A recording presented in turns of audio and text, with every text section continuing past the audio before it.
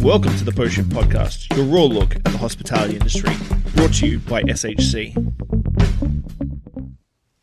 Hey everybody, it's Neal McLennan. It's Thursday. My background's different. I'm weirdly matching my background, not on purpose. We can thank our good friends at Shaw for that. My thing's just not working very well, so I'm actually in another office in my place. Today, we're going across the Strait of Georgia to talk with our friend Shawn Soole. And we're going to talk about Victoria, we're going to talk about bartending, we're going to talk about the industry in general. We're also going to talk about, I guess, the mental health of it and podcasting. I see Shawn's joining us right now. Oh, no, I don't want to wave at you, Shawn. I want to join you. There we go. And Shawn's good at this stuff, so it's good. I'm going to ask questions and let him run with it. There we go. Hey, Shawn, how are you? Good, sir. How are you? I'm good. That's a good backdrop. You, by the way, you look very solid. I like the whole. It's a virtual one. It's not real. Okay. No, it is. I'm at Clive's. Yeah. Well, that's good. So, first confessions. I hadn't been in Victoria for most of COVID, of course. I was there on Tuesday night with the BC Wine Institute. We're doing the Somm Smackdown, and I was hosting that. And I talked up a mean streak of when it was done, we were all going to head over to Clive's. It was going to be great. And it's not open on Tuesdays. No, it's not, unfortunately. So tell me this. I want to talk about Clive's in a second. I generally want to talk about Victoria to begin with. I was there for the long weekend, for the Labor Day long weekend, and then I was there for Tuesday night in October's not a good sign. Things seem a little, on the long weekend, they seemed a lot slower, and a lot of restaurants, even though they were getting back up to it, a lot were doing the sort of Tuesday to Saturday, Tuesday to Sunday max. Like Monday, Tuesday, Wednesday seemed like a lot of things weren't open. What's your take on how the industry is doing in the capital right now? I think we're doing well. Like, I think the 10 p.m. lockdown hurt pretty much everybody, but there was a lot of restaurants in Victoria that actually extended their hours when we reopened. Yeah. And we're going to 1 to 2 a.m. in the morning. So it hurt them. They lost a lot of hours. Yeah. I think everybody's just being on the safe side and playing. We understand that we don't have a huge population, and we don't have a huge population of tourists coming in right now either. Yeah. So it's a little different, I think, to Vancouver because of the population difference. That I think a lot of operators know that Monday, Tuesdays have always been a slow day in Victoria before COVID. Yeah. So it just makes sense to keep your team tight and keep your core people happy with 5 days a week. Yeah. That's the way I kind of see it, is like we're doing a smart play and being very self-aware with just how the industry is in Victoria right now. Yeah. Tell me this, you've bartended all over, you consult all over, I see your conferences all over. What sort of town is Victoria? What are the unique aspects of Victoria in terms of bartending? I was talking to a couple of the Somms on Tuesday, and they said one of them had chosen a BC Zinfandel, and I was like, well, that's a wacky grape, like super cool. Yeah. And they were saying, you know what, we get so many tourists in the summer, especially Americans, that we need a Zinfandel on the list. They're looking for that. Yeah. And I figured, well, if I could deliver one from BC, that's great. So they were talking about the influence of American tourists. How's it behind the bar?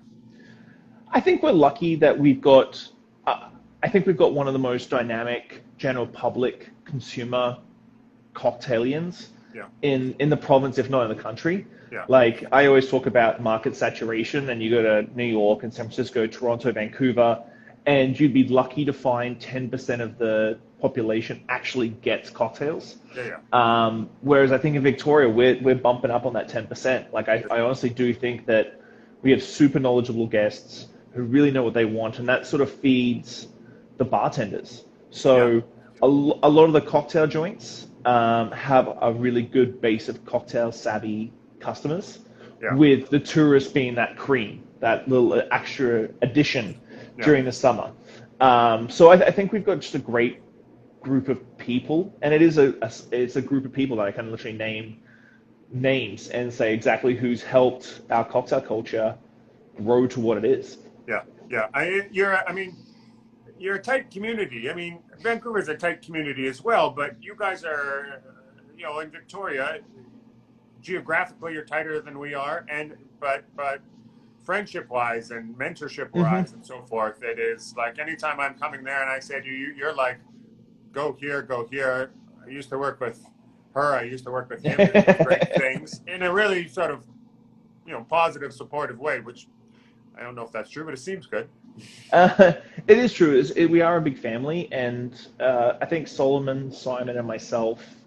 Obviously, Simon's on the East Coast now, and Sol, with everything we haven't been doing seminars and competitions and stuff, have sort of bred this very open, transparent sort of mentality to the community, Yeah, which means that if anyone pisses off anybody, it doesn't get begrudgingly held. It's literally called out straight away, yeah, yeah, and we move on with it, just like a family would. yeah, And so I kind of feel like we've built it, and we have this culture and this family mentality that everybody wants to help everybody succeed, yeah. and constant like, oh, I'm looking for this product. Do you have the SKU for it? Text messages that come in, and it's just this sort of constant changing of ideas and reflections. And I get text messages with like cocktail menus sent to me from some of my kids who have gone out on their own and done a good cocktail menu for a new bar or something, and they're like, "Oh, what do you think?" And I'll go in and get invited to tastings and stuff. So it's kind of nice to be that granddad, I suppose, or that dad. Well, no, we can say dad. We don't have to call it a granddad. Great So granddad, old it's not, granddad. yeah. I mean, that's a segue. Now we have enough people here. I mean, my intro when I think about you, Shawn, is that you're Van Mag's Bartender of the Year, who we've never had. Because it's true, we've always had a rule that to be the Bartender of the Year in Van Mag, you have to be Yep. in Vancouver. So no one from Whistler there's been good bartenders there, a few people in the interior. It's just been a rule. Yep. But when I do think of your career, you're the one non-Vancouver part of that sort of gang of 4 or 5 or 6 who really, when I don't want to wax too much about it, but when I look back, if I was going to write a book on it, it would be like this. It was an origin story of cocktails. I'm not even saying the West Coast, cocktails in Canada, really. I feel like Vancouver and you adjunct in Victoria, there was a group of a half dozen or so people who really, really pushed the envelope. And if you did a reel and a fair talking about who the 50 best bartenders in the continent were, the West Coast might have 10%, they might have 20%, some sort of crazy sort of thing. Everyone else was in Vancouver, and you were in Victoria, and that's how I think of you. And it was pretty amazing, right? And I think when you say Victoria has a good cocktail culture, if we were being able to do a family tree, if it doesn't all end at you, you're one of the points for sure. So Well, I appreciate that. And I mean, do you keep in touch with? I mean, I say it's like a gang. You didn't actually have matching jackets and dance, but some people are still behind the bar. Some people are doing a little bit of hybrid, doing a little consulting. Some people have moved into distilling. What are your thoughts when you look back on 20 years? I guess It is kind of crazy because I was fortunate enough that I've had the opportunity to go through almost 3 cocktail renaissances in my career. So like back home in Australia, in Brisbane, I was sort of at the very beginning of that in 99 and 2000. Yeah. And then I came over here and there really wasn't anything in 2006. It was just sort of starting to glint, which is why I threw myself into wine and gave my SOM tickets and stuff like that. Yeah. And then 2009 was sort of when it really sort of started sparkling in Vancouver and Victoria. And so I think it's awesome to see. Like I talked to Shawn Layton just the other day, and I know you've had him on the Thursday program too, and because I'm updating my 2nd edition of Great Northern Cocktails right now, and so I'm touching base with everybody, and it's like you always get those memories, and there was a memory from 2009, I think, at a Jafard cocktail competition, and it's like the babyface killer Shawn Layton himself, and I was 100 pounds lighter, and and it's amazing to see that people keep pushing themselves personally and keep pushing the culture. Yeah. Like who would have thought in 2009 that Shawn Layton be running one of the best restaurants in the country, Absolutely. and it being super sherry and vermouth centric. Yeah, I know. You know, like that's like even 5 years ago, that doesn't even register as a possibility. Yeah. So I love touching base with all the older guys and sort of touching base and sort of seeing where they're at and what they're doing. And I think it's a testament to BC that we still have a huge amount of those founding people still in the industry, even with COVID and stuff. Yeah. Like they're long careers now.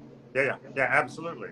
What about? I mean, I briefly talked about distilling and so forth, and I'm curious what your relationship is. I know you've done, consulting, and you're an ear that people on the island talk to all the time.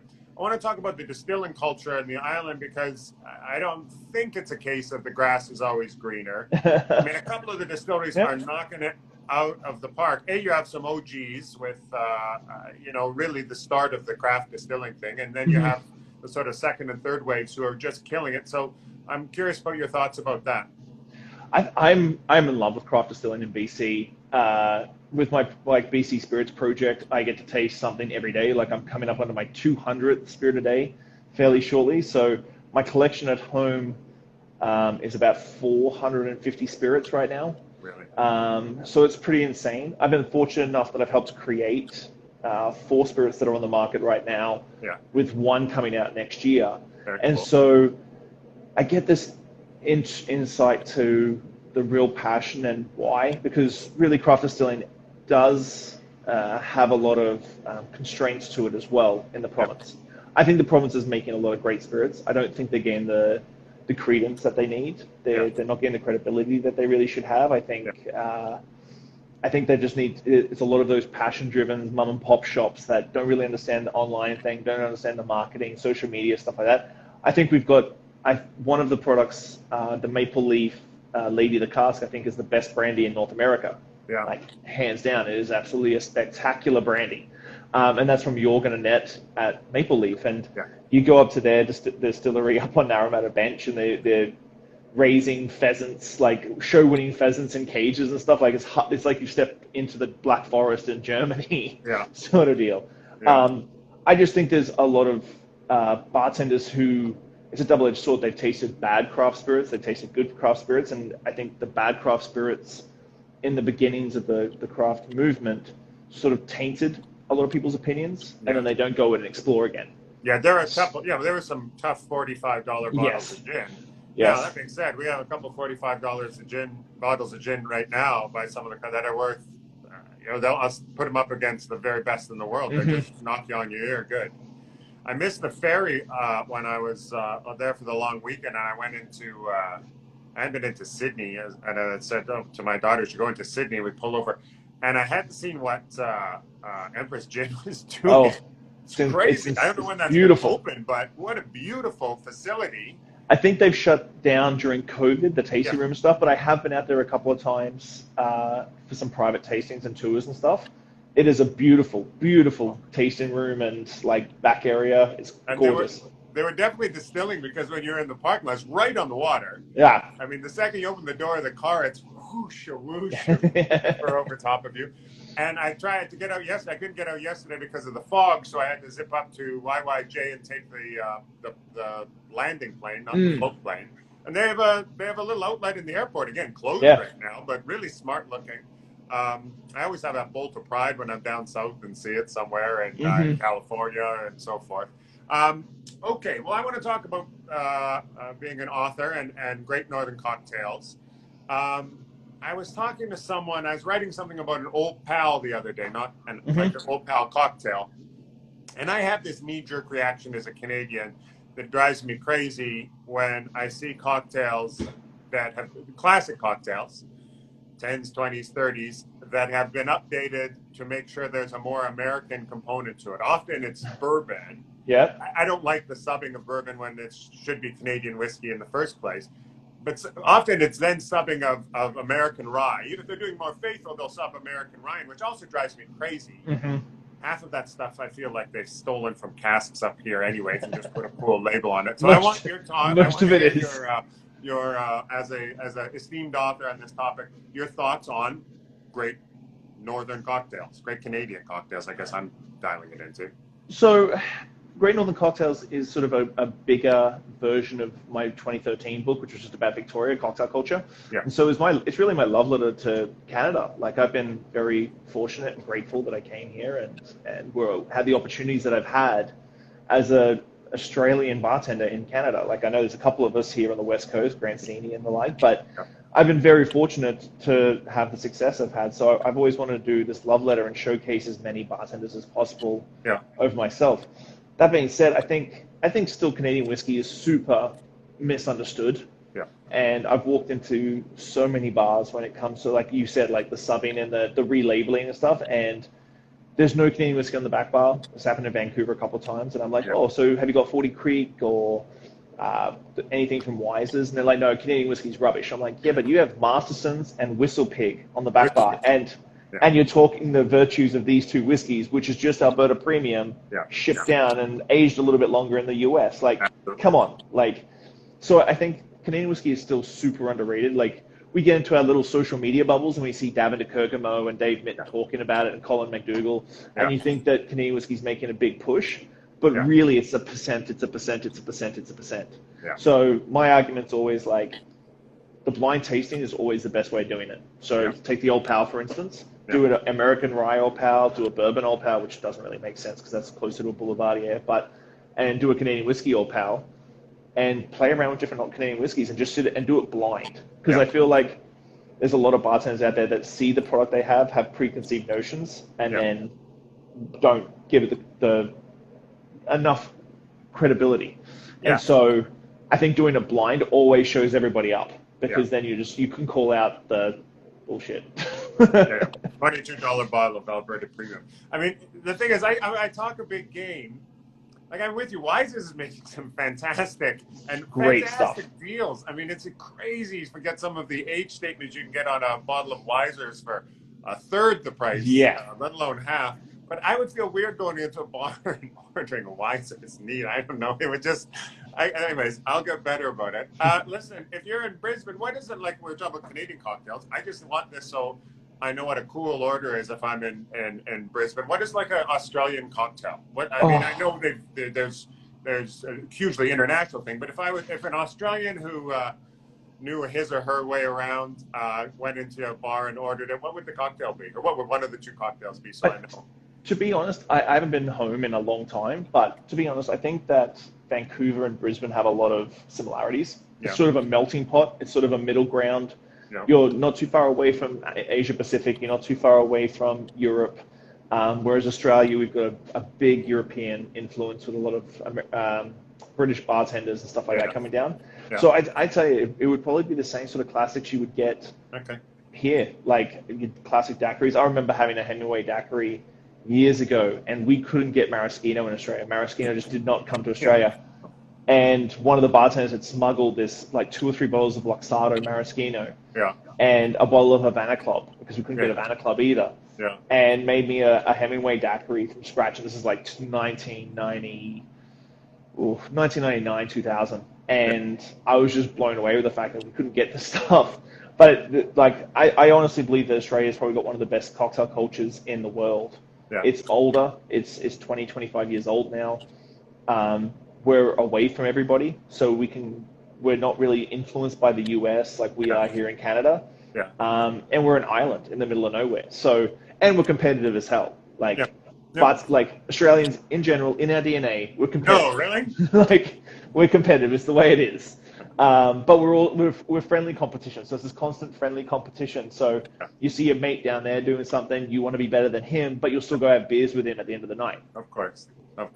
Do you have, when you talk about not being able to get maraschino in Australia, I don't want to get too nostalgic, but do you have any sort of nostalgia for 10, 15 years ago where you couldn't get Suze, or you couldn't get classic building blocks? Now it seems like it's opened up and a little bit better, but where you had to jerry-rig classic cocktails, it was impossible to get it. Is there a nostalgia to that, or are you just, to hell with that, I want the things I want?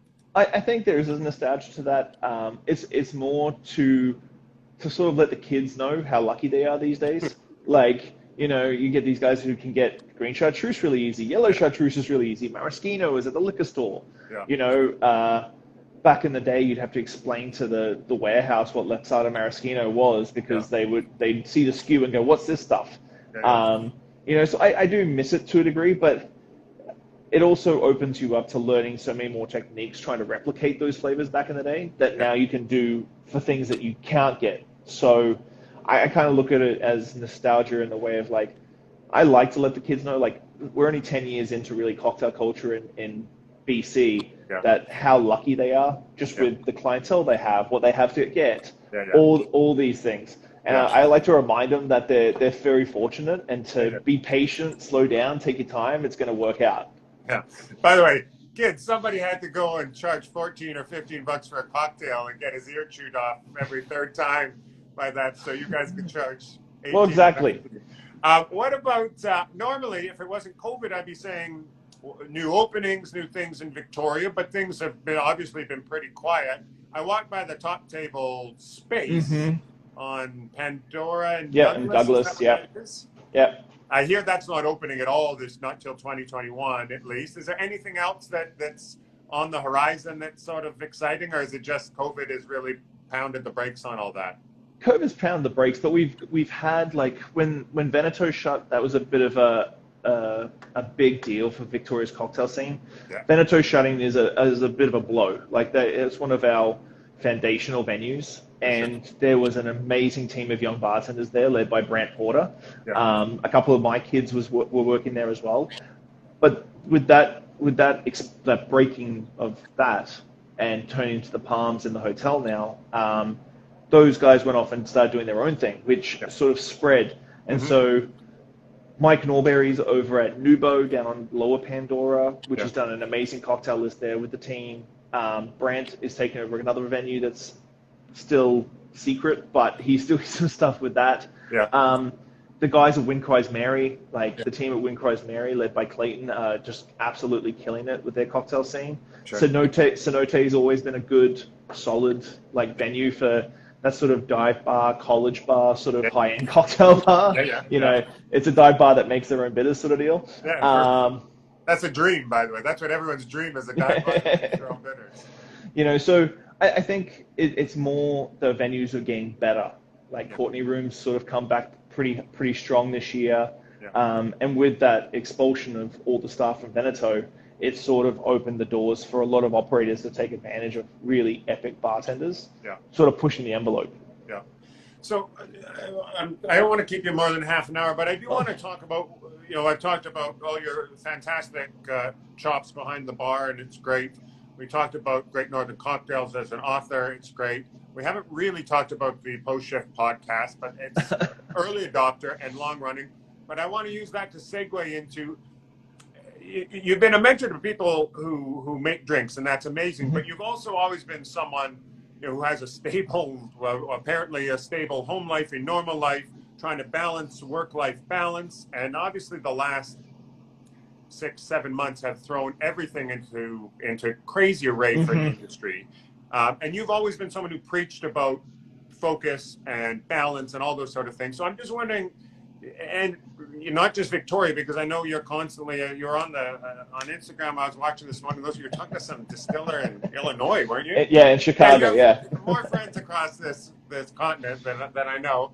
What's your take on how people are doing, mental health wise, and managing not just the finances, but managing the mental health side of things? I think it takes a lot of self-awareness, which is taking me, like, I preach about it, but it's taken me a really long time to get to that stage where I'm self-aware. I'm very, very fortunate that I have a very understanding wife and daughter who know that this brings me happiness. And working 100, 120 hours a week is my happy place. Now, that being said, I have my bad days. I have my rough days. But I think it does come down to self-awareness. I think there's so much pressure on a lot of young bartenders to social media achieve so soon. And social media creates this fake environment of followers and likes and that sort of thing. And so you have these bartenders who have been in the industry for 18 months, putting so much pressure on themselves to win a cocktail competition or to be featured in a magazine or to get this, to get that, that I think that there needs to be more self-awareness. And I think that pillars in the industry need to be very open and transparent about it. When I first came out about my mental health issues, like my PTSD and a few other things. Like a few of the senior industry people were like, you shouldn't be talking about this. Like, you should be putting on a brave face for the youngsters. I'm like, yeah, but these youngsters are breaking. Like, they're working 80 hours a week in a job they aren't happy with anymore. Why would I want to try and double down and validate that for them?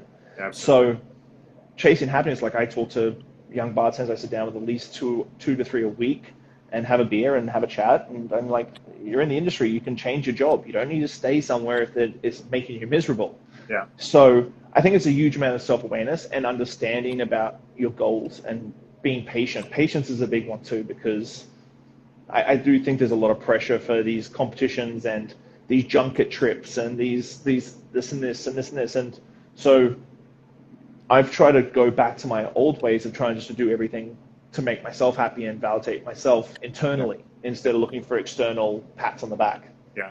Yeah, those competitions, it's 15 years ago, the pool of people who had the actual chops and were interested in it was this much, and now it's murder trying to compete and feel like these are the benchmarks you need to get early on. It's just a sucker's game. There's no horizon because it just keeps moving. It's a tough one. You've been really good about that.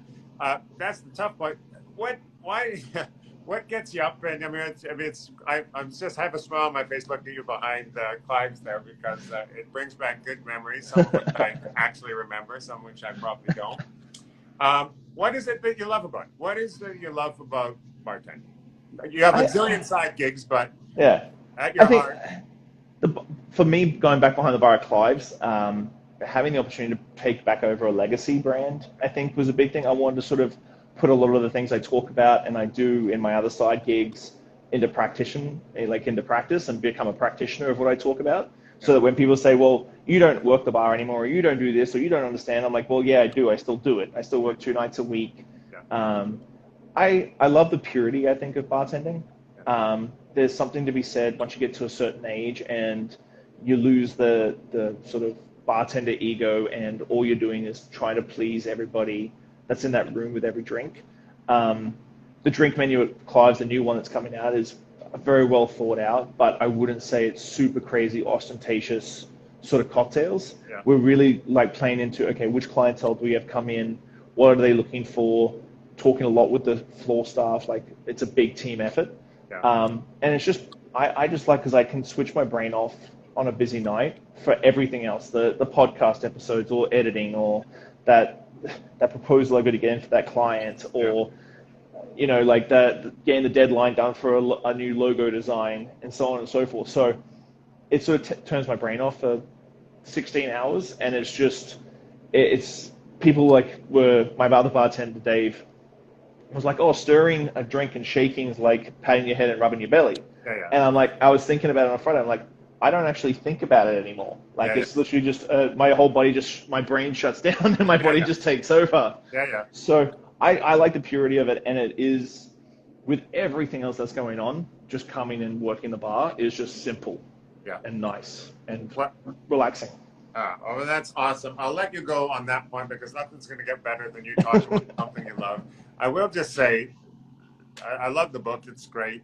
Thank you. Northern Cocktails. But there is something about people who like drinks always have that idea, especially when they're traveling, they will come across this one bar on this one night that is, everything is just perfect.